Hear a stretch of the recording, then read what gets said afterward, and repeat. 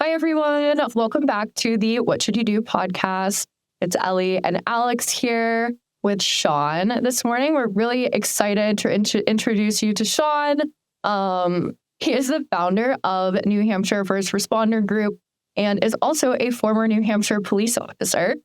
Pioneering his career, Sean served on a DEA task force and is also a recipient of the Law Enforcement Medal of Honor, the Medal of Valor, and the Purple Heart. So really amazing. Thanks for your service, Sean. And then today, what Sean does, him and his team at New Hampshire First Responder Group provides crucial support to first responders and veterans through peer-based training, clinical resources, and department-focused wellness programs. So over to you, Sean. Would love to hear more about you, your background, and what you're doing at the New Hampshire First Responder Group. Yeah, sure. Ellie, I really appreciate you having me on. It's nice to have a platform to kind of talk about these important issues regarding veterans and first responders and their mental health and wellness. So I really appreciate being invited on the show. So my name's Sean Kilbreth. Like Ellie said, I've been a police officer here in New Hampshire for about 30 years. I worked for a kind of a medium-sized department here in New Hampshire, kind of early in my career after working patrol. And as a detective, I was asked to be on the New Hampshire Attorney General's Drug Task Force as an undercover task force officer. And I did that about 9 years into my career. I worked there undercover for about 2 years. My responsibility was to investigate the Controlled Drug Act here in New Hampshire. So basically infiltrate groups of individuals and groups that are putting drugs on the streets of New Hampshire. So I found myself kind of doing street level work for most of my tenure there. About a little over 2 years into that assignment, the DEA had just adopted the HIDTA program here in New England. HIDTA standing for High Intensity Drug Trafficking Area. And they built an office in Bedford, New Hampshire, which is the town that I worked in. And when they built that DEA office, the intention was to help stem the flow of drugs coming up 95 up the eastern coast up into the New England region. So basically, it was a field division. It was a resident office there. And they came to the Attorney General's Drug Task Force and some of the surrounding communities, police departments, asking for any detectives or agents that had drug experience under the belt already. So I was approached by the DEA and asked to join the HIDTA task force, which I gladly did. Received my training down in Quantico and jumped right into the world of pretty much doing everything that a special agent of the DEA does, just kind of complementing what they do and working my own cases, also working undercover and supplementing other people's cases through support and management. Did that for about 10 years and pretty much retired out of the DEA. I never went back to my local police department. I would go back and check in once in a while, and I really didn't even know the people there because I had been gone for so long. They didn't know me. I didn't really know them. And so I retired out of there and went to the Hillsborough County Sheriff's Office here in southern New Hampshire, which is the largest county here in New Hampshire, and started working in the criminal division and ended up my full-time job there as the peer and wellness coordinator. So my job kind of morphed from detective deputy to being in charge of wellness programs and initiatives and just kind of keeping an eye and a pulse on the mental health of the deputies and the non-sworn staff in the department. We kind of recognize that for recruitment purposes and retention purposes, we really need to start keeping an eye on that, that peer and wellness program to keep people resilient and actually to, keep them operating at a peak performance. And not only that, but being able to go home at night and be a good family member too. So I did that for about 3 years and was not looking for a job. I happened to be on LinkedIn. I saw this job at Forge VFR. Forge VFR is a company here in New Hampshire, and it's actually multi-state throughout New England. They provide mental health services only for veterans and first responders. So they're very mission-oriented to that segment of the society. They were looking for a community and business engagement coordinator. I threw my hat in the ring and ended up getting that job. I've been doing that job for a little over 3 years now. And most recently started my own company. I noticed that there was a demand for peer and wellness initiatives and really police departments, fire departments really wanting to support their people, but not really knowing how to start those programs, how to get them up and running, what it is that they need to do for training, and how to create some longevity in these programs so that they have these perpetual programs that work really well for their people. I started that company as a consultant to do those things in different fire and police departments. I'm also an embedded peer at my sheriff's department and at the Salem, New Hampshire Police Department in southern New Hampshire. What that means is basically I go in periodically with a clinician who's also a retired EMT. Her name's Eileen Meany. And we go in and we provide whatever support we can to the troops. And if that means doing a ride along, sitting in dispatch, sitting with administration and helping them with any issues they might be having with personnel because of their mental health issues, we will just kind of sit, offer our advice, and a lot of times just kind of listen and just chat with these people and let them know that we're having normal reactions to abnormal situations that the general population usually doesn't have to deal with, and then getting them to resources if necessary.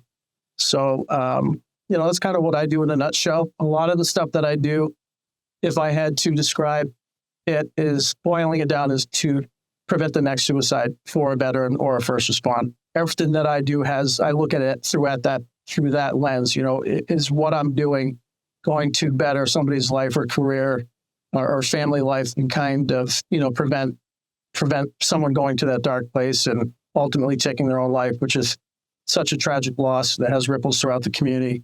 That's really the lens that I kind of do my work through. No, that's amazing. And it's really important work. I think, we had talked earlier, and the shift that's we're starting to see now in the law enforcement community to really increase mental health services, put an emphasis on taking care of your mental health is really starting to come to the forefront of the community. And I think that it's such an important part because I think law enforcement and even like military and things around that nature, like they take such good care of themselves physically. There's always been like the emphasis on staying physically fit for duty, but no one really was taking in account the mental aspect that goes along with that. And that's a part of being physically fit for duty. So I think what you're doing in the community up in New Hampshire and, the New England region is really impactful and something that's really needed within the law enforcement community these days. Thank you. Yeah, of course. So is there any moment in your career that made you want to kind of pivot into or put really a lot of emphasis on, the mental health aspect of law enforcement? Yeah, I always kind of explain it this way. I think veterans and first responders, there's always seems to be that significant emotional event that happens to us in our careers, whether it's on deployment or out on the streets, that really kind of tips the scales to you really noticing that there's an issue in yourself, having to seek out resources, and then seeing that if you do that and you do that hard work, that your life gets easier. And, for me, I would probably say that it was a shooting that I was involved in back in 2003, where I was held at gunpoint by a subject in a parking lot that I was kind of checking out and investigating. That encounter progressed into a gun battle, and where I was wounded and I had to neutralize the threat. So, one person did not walk away from that scenario, and kind of being put out of work, for a while, given a timeout, and on my timeline too. My police department basically said, take some time off as much as you need. We're going to support you the best we can. So I did that. I took a few weeks off, but I really didn't back then realize that you can't white knuckle a traumatic situation like that. You can't expect to process it on your own without some clinical supervision or some outside intervention. And so I tried to do that, and it didn't work for me. And then that was before I went into undercover work, and then, whole nother career, if you will, of traumas and experiences that were hard to process and, culminating into the wheels coming off the bus for me personally. Mentally speaking. And, the first people that notice it are your coworkers and your family members. Usually it's a family member. And I always tell people, if you don't take care of your issues, someone will have to take care of them for you, and you may not like how that looks or the process. So, getting ahead of it and being self-aware and empowering yourself to seek the help and the resources, the way that you feel comfortable doing it is always the best way to do it.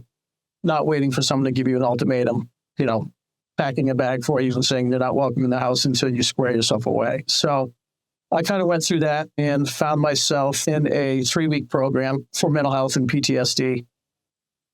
And then leaving the program with a newfound sense of what it takes to be well mentally, and the tools that I learned and applying it to my everyday life. And finding a clinician that works for me that I would go see, once a week at first, and then periodically. And now I don't see a clinician one-on-one personally, but I work with a ton of clinicians daily. So I feel like I'm being therapized every day. I'm kind of supervised by a bunch of friends that happen to be clinicians. So I find a lot of relief in that. I also run a peer group for first responders every Wednesday night in Manchester, New Hampshire.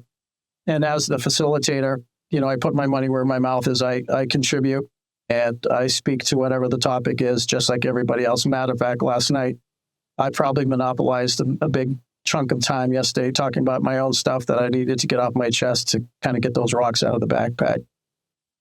No, that's really amazing. I mean, and to your point, how you kind of mentioned, getting ahead of it as well. I think, a lot of people that step into the law enforcement community, military, things of that nature, they put you through a lot of extensive training on how to go into situations that you might be led to having to make a decision that takes someone's life. And they try to train you, obviously, for the best result that can come out of that and for you to be able to process that. But I think, like any traumatic situation, you don't really know how you're going to take it until it happens to you. And I think a lot of the process of healing that you're going through a traumatic situation is how well did you take care of yourself before that event?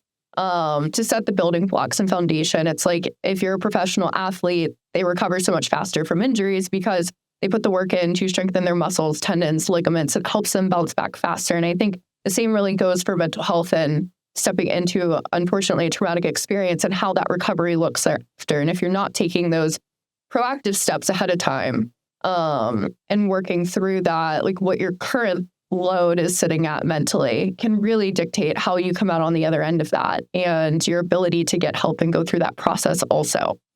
Yeah. And, to your point, I think normalizing those conversations when people are just getting into the military or just getting into the first responder community as a line of work, normalizing those conversations around mental health. And, you walk a fine line between you don't want to convince somebody that if they do that for a job, dedicate their life to that lifestyle, that they're going to be screwed up on the other. I do my best to kind of tell them, there is a chance that this job will rub off on you negatively somehow, and possibly you could take it home with you, but kind of normalize that reaction to some of the stuff that you're going to see and do is totally a human reaction. And, the rest of the general population may not always understand because it's been said that the average person in the general population will experience one or two traumatic events, critical incidents in their life, versus someone in the military or a first responder who could have upwards of hundreds to thousands of traumatic and critical events throughout their career. The problem is we never really have time to process one trauma before we're right back on duty again, answering another call and going to another trauma. So, I think our brain does its best to compartmentalize and try to put these things aside so we can still perform our duties. But there will come a time when things get quiet or there's a significant emotional event where some of this stuff will start bubbling to the top, and then all of a sudden, before you know it, you're in full-blown crisis. So that's really the name of the game, is normalizing it when people are at the beginning of stages of the game. I'm glad to report that I'm starting to see young veterans and young first responders coming in for clinical services, not because they're in crisis, but because they've been taught or been mentored correctly by somebody who really put an emphasis on mental health and kind of having a prophylactic view of it, of, hey, go find a clinician, establish kind of a baseline with that clinician and a relationship with that clinician, and, discuss your mental health before it becomes a real issue for you. And I think that approach is great because, coming in to see a clinician when you're in a full-blown crisis versus when you've had a long relationship with that person and they know how you are when things are good, they'll better be able to handle things with you when things are bad. So I'm happy to report that I'm starting to see that. And one case in particular, a good friend of mine who I worked with for many, many years, his son just became a police officer and only has a few months on the job. And that individual is already coming in to seek out clinical services because he knows from his father's really good advice that, doing this job is like, trying to walk across a river, not expecting to get wet. It's going to get on you somehow. So he's getting ahead of it. I think it's great that we're having these conversations with young people. One thing I noticed on your website is that you use the term culturally confident clinical care. It's a very intentional word. How would you differentiate that from regular therapy or regular care? So I'll give you, for instance, so at Forge BFR, our clinicians, some of them were a veteran or a first responder in their first life before they got their master's degrees and wanted to help other people. Some of them are married to a first responder, and some have just a much more connected relationship to the veteran or first responder community. Their partner is a veteran or first responder. Their parents were, their uncles, their aunts, and they just kind of have that sense of duty to repay that community of people. But there's being culturally competent is important for us. And Alex, you know, as with your background, that you just can't go talk to anybody about your issues. You need to feel comfortable knowing that the person that you're talking to has some sort of semblance of recognizing why you react the way that you react, what our culture is like, and even what our politics are like and our family dynamics are like. I think it's just very important. There's a comfort factor that comes with knowing that the clinician that you're going to see has possibly already walked a mile in your shoes and can give you some really sound advice. Yeah. In an absence of an actual clinical person, what ends up happening is your peers become your clinicians, and they become the people that you call after work, and you don't realize, but you're venting to, and the people who understand what you're going through. You mentioned peer first, peers observe first, and family observes first. I think I have my own understanding of what maybe a family member sees, but based on your experience, what do you think those signs are? What do you think a family member sees? And then the second part of that question, which is, Ellie mentioned, you should prepare your mental space before the event happens. What can a family member do before that point without seeming like they're just like, hey, how was your day? Tell me about all, like, you don't want to seem overburdened, but you also want to do some kind of check-in with your partner who is a firster. Yeah, that's a really great question. I think some of the red flags that a family member is going to see is going to be self-isolation, not enjoying the things that they used to enjoy doing, hobbies, spending time with family, possibly anger issues, being short, with the children when they act up. Some people will completely shut down the minute they walk through the door. They haven't been able to hang up the hat, the badge and the gun or the uniform for the day. And they come in and they think that they can police their family like they police the general public, and it just doesn't work. Certainly, substance use disorder is a big part with veterans and first responders. The go-to is alcohol. And I always tell responders and veterans that I talk to, I will never tell you, hey, you need to quit alcohol, you need to quit drinking. But I will say that, in my experience and the experience of others, that alcohol might seem like it works for a while, but then it becomes an issue for you, and it actually just compounds the mental health issues that you're having. So just keep an eye on that. But you do see a lot of uptick in alcohol after critical incidents for first responders and veterans. So yeah, just kind of, these things can happen slowly or they can happen overnight. Being kind of educated on what signs to look for is really important. So I'm glad you asked that question. I think also to that point, I worked in federal law enforcement, and I think I went through probably the toughest time in my life after I became a federal law enforcement officer. And a lot of that was due to my personal life outside of work was crashing down around me in every way possible. I went through a divorce. I moved to a city where I knew no one. I felt very isolated. I didn't really have friends at that time, in the area that I had just moved to. And so it was a very isolating and difficult time period in my life. And what are signals to your family members? I remember my parents came up to Boston and they took me to a Red Sox game, and we went out for a dinner. My mom took a picture of me. And I didn't see it until years later, actually about last year. And I looked at that picture and I didn't even recognize myself. My hair looked brittle and was just pale, and I just looked I looked depressed. And I remember texting my mom and being I just came across this picture that you took when I was in Boston. And she knew the exact picture that I was referring to without even having to send her it. And she was I knew when I looked at that picture, something was seriously wrong with you and that you needed help. And my mom was amazing through that process and helped me, kind of re-steer my life back to a place to get me back on track and kind of be a support system for me. But I think to that point, where we often see the alcohol stuff come to play and things outside of that, also just physically, you'll see a difference, I think, too, in they stop taking care of themselves.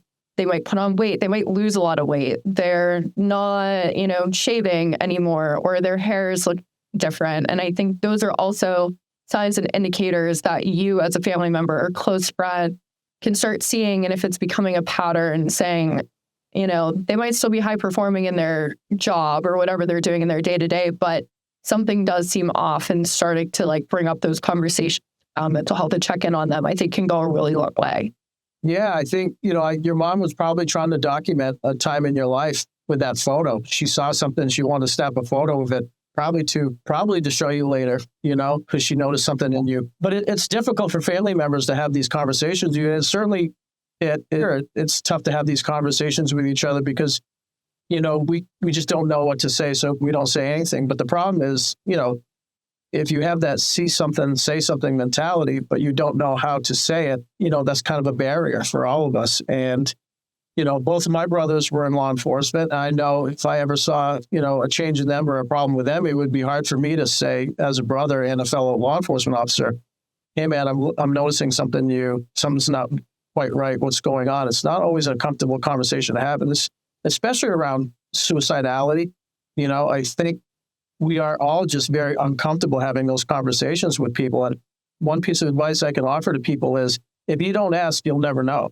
right? So if you're seeing something in somebody that you just don't like, and it's not in character for them, perhaps that they've been exposed to a critical incident, just come out and ask them. Just say, hey, you don't seem like yourself. I don't like what I'm seeing. I'm noticing that you're out drinking a lot. You're sleeping a lot. You're not doing the things. You're not showing up at social gatherings anymore. You're not engaging in your family. What's going on with you? And if there is something going on with you, let's work together to get you some resources. But even more importantly, just saying to them, are you feeling like killing yourself? Do you feel like you're going to hurt yourself? And it's a very tough question to ask anybody, whether it's a stranger or whether it's a loved one. We're just not comfortable with it because we're not discussing it all the time. And that's why it's important to normalize these conversations, because when it comes time to have those conversations, it's easier for us to have them. And with the training experience that I have, I still have that level of uncomfortability when I ask somebody, hey, man, based on what you're saying to me and what I'm hearing and seeing, are you feeling like taking your own life?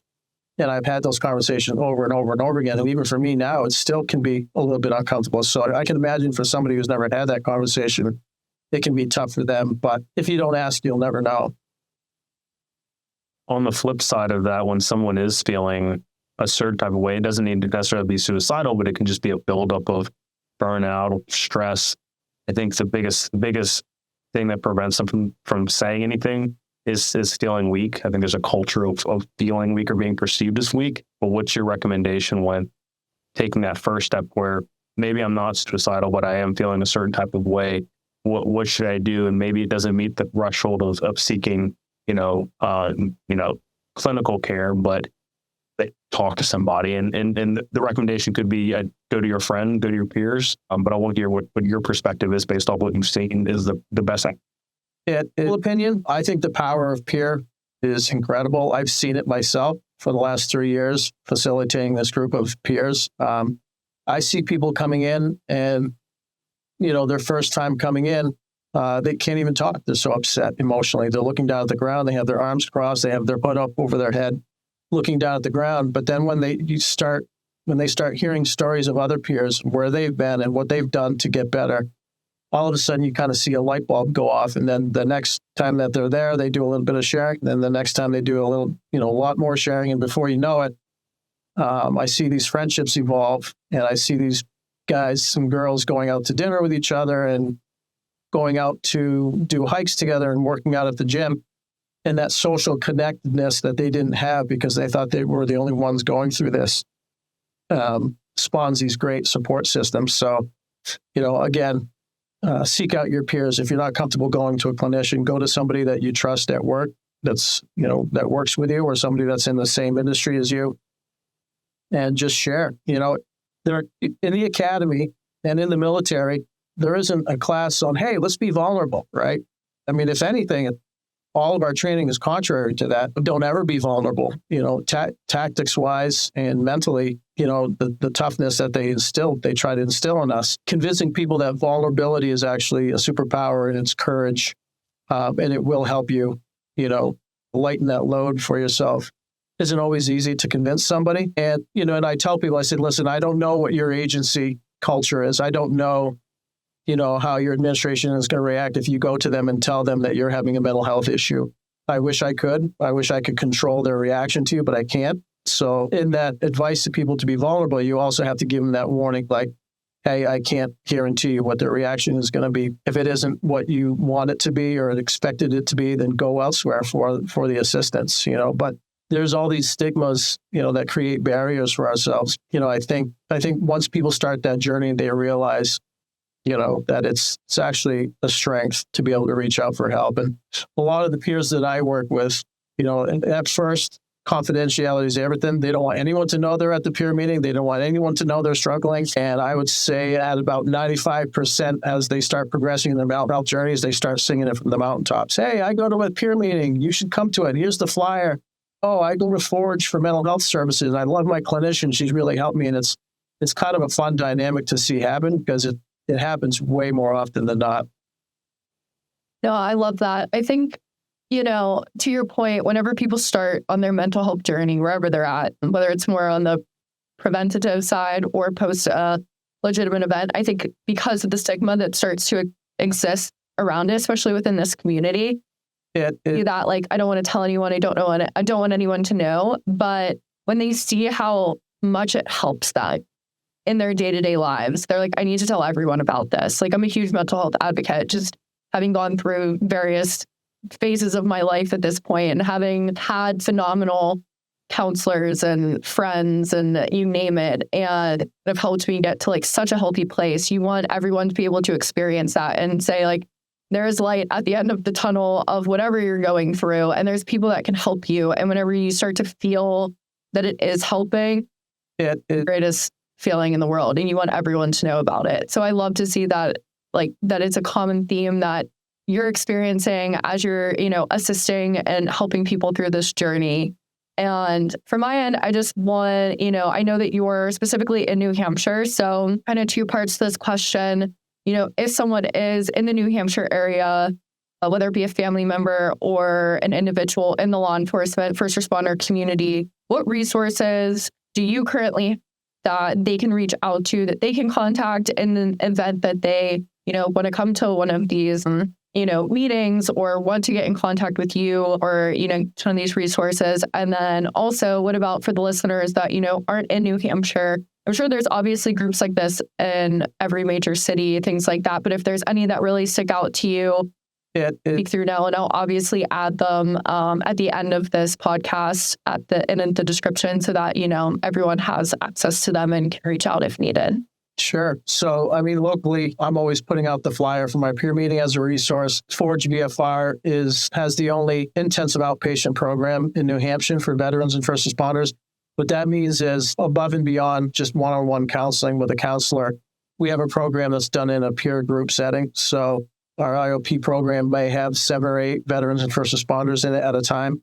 And when they first come into the program, it's 5 days a week, done in a group setting for 3 hours a day. And with the hopes of kind of weaning them down to 3 days and then, again, getting them to traditional outpatient therapy with the goal of getting them back to their military units, back to their employer, back to the fire department, back to the police department, the communication center if they're a dispatcher, as soon as possible and as well as possible, and kind of send them on their way with some tools to help navigate their own life.